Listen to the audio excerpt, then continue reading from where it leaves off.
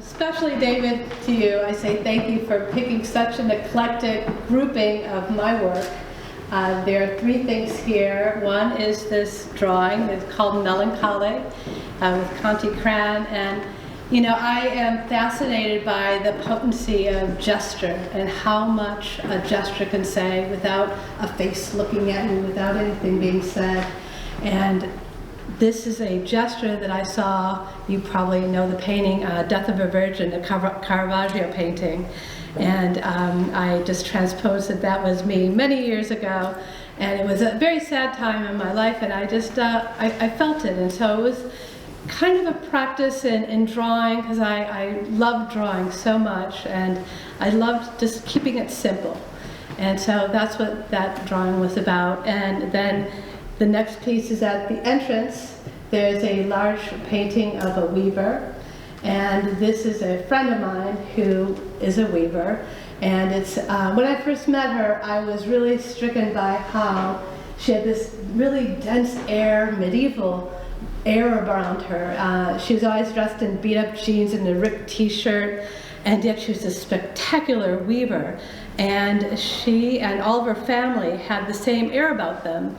One was you know, an architect of medieval structures. Her sister is a cellist, also of medieval music. And here she had this incredible loom, and she made beautiful pieces, studied in Bruges. And so I painted her, a painting about being stuck in time. And if you look at it, the perspective is completely off, and she's stuck in the middle of her loom. Very obsessive, compulsive person, and this longing to go to a place where she can't grasp, you know, just kind of out of time and out of place. And she's very short, and when she saw it, she almost fainted because she followed for me, but she just said, no, I can't with that painting. And so I've always had it with me. And the third piece is the mosaic in the window. And it really doesn't have to do with the conversation that I have with my paintings. It has more of a conversation to do with my love of sound therapy. And while studying sound therapy, I was drawn to this Masaru Emoto, who did studies about the correlation between thought and emotion, thought and form. And when you meditate with water, that water takes the form, if you're meditating thinking about joy, it takes the form of what is called like that crystal that you see, that floral pattern. And so I am kind of continuing the experiment to see if you create that form, will it also correlate with how you feel about it? And so it's just kind of a back and forth. If what you think can take form, the form also generate that same feeling. And it's a part of a series that I've begun. And in the center is a map from 1700s of Bayfield, where I live, Bayfield, Wisconsin. And then hopefully that joy is emanating out into the world. So that's the world map. So anyway, thank you so much for including it, David. Mark? I'm Mark Weller. I'm a lens-based artist. My two pieces are right behind the piano. They are fireworks, and but when you look at them, you kind of immediately notice something's not quite what you expect in terms of a traditional photograph of fireworks. And what I do is I try to time the explosion to I start out of focus and then go in focus. All right, what's the meaning of this? So it's a metaphor for our political dialogue. It's way too loud, it's way too showy, it's way too explosive, it's way too ugly. And what I try to do with my work is to soften that. I take that harsh explosion and try to make it into a flower petal. And my message would be, if our political parties could just tune it down and try to become more flower-like instead of explosive, I think we'd all be better off. You got my vote. Can I talk about January? Yes. Oh, and I'm deeply honored and appreciative to David, who has invited me to do a solo show in this facility starting January 5th. You are all invited. Congratulations. It's going to be awesome. I've seen the work. Have a drink. So I may have the only traditional portrait painting. Oh, my name is Julianne Yonker from Minneapolis. And and my husband Curtis. So I think my painting might be the only traditional painting that's here, so that makes it unique because it's the only one, right? My training is mostly classical, but I've also studied with completely abstract painters, so I really related to what David was talking about, the abstract. And where I've landed is kind of a little bit of both. There are always abstract elements in my work. You might have to look for a while to find them, but they're in that portrait as well. And I've studied with encaustic and cold wax. So I'm kind of using all of those elements and combining them, and it's a portrait of my granddaughter. Beautiful. My name is Jim Arnold. I'm a photographer. I'm almost back there.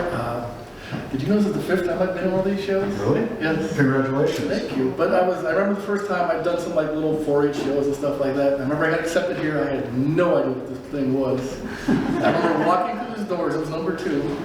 And I walked in here and I was just like, holy crap. How did I get in here? I walked around. I never spoke to one person because I was just going. And I stood in the corner the whole time, and everybody started to leave, and I'm like, oh, I gotta go now.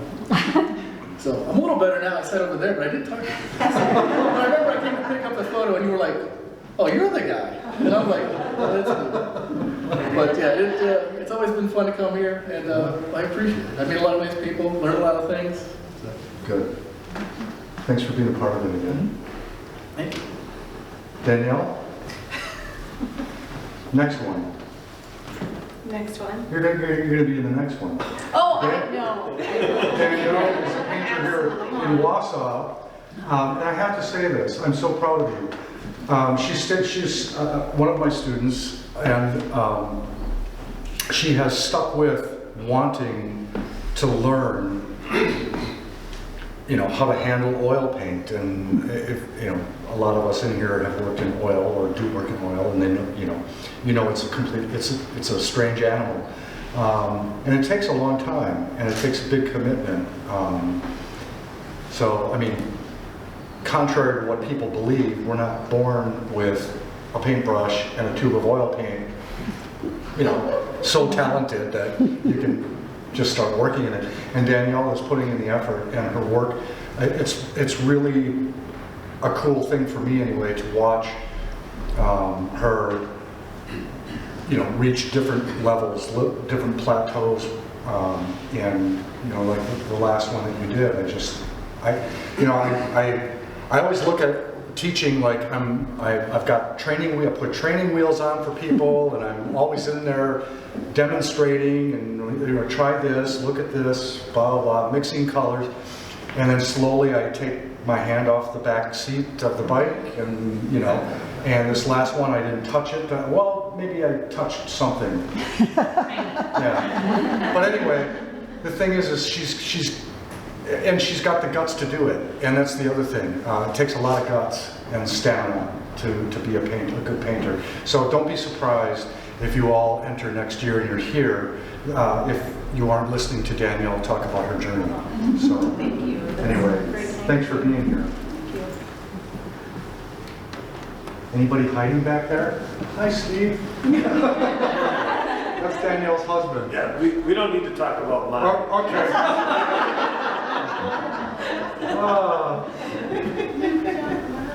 Go ahead. Shoot. It's my turn? Yes. My name is Britt Lasacco. I am from Brooklyn, all the way here from New York City. New York City, yeah. I have 3 pieces in this show. One of them is right over there. The other one is another one with nosebleed. I think that's the easiest way to identify them. And then a glowing skull in the background as well. You were also in last year's Yes. exhibit tour, correct? I was ANJE? in, I was in the last ANJE and the ANJE. exhibit tour with Alyssa once. Yes, Yeah. okay. Yep. I started painting when the pandemic hit, and so I've been working in oils for a little over 2 years.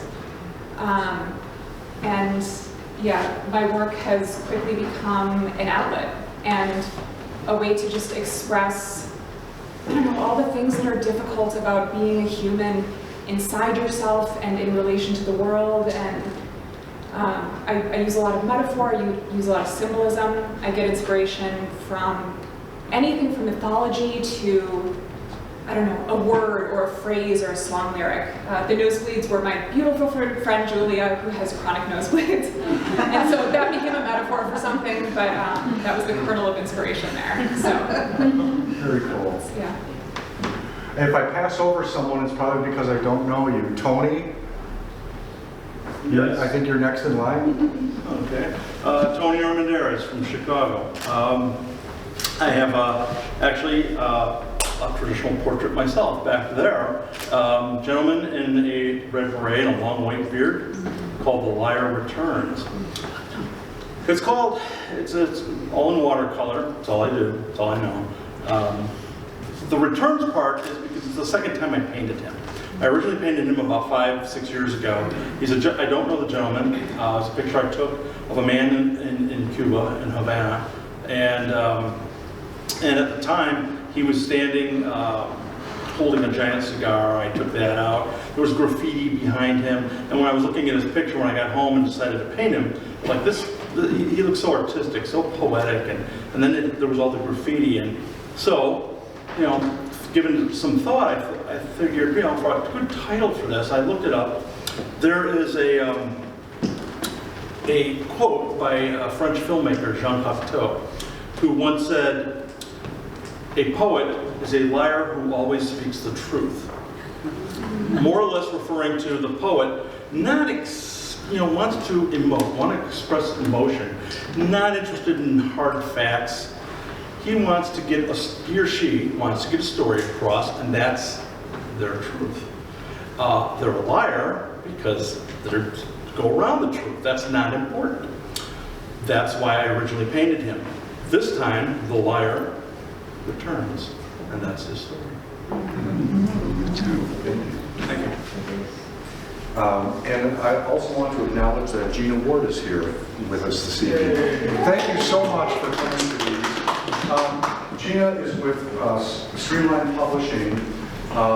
They are responsible for several very high quality magazines, and one of them being Fine Art Connoisseur, that's published out of New York. Editor-in-chief is Peter Trippi. Peter's been here as a juror. And we've noticed, young man, that you took a full-page ad in Fine Art Connoisseur to promote this, yeah. So, Gina and Fine Art Connoisseur magazine are such huge champions of this museum. You know, they're every time I do a show, it's just reaffirming to me that someone out there, other than, you know, you're like the first people that get it, that I understand get it, what I'm trying to do here, you know, and so it's just really nice, and then you've stayed with me, because this is the 7th year, so, and they also offer,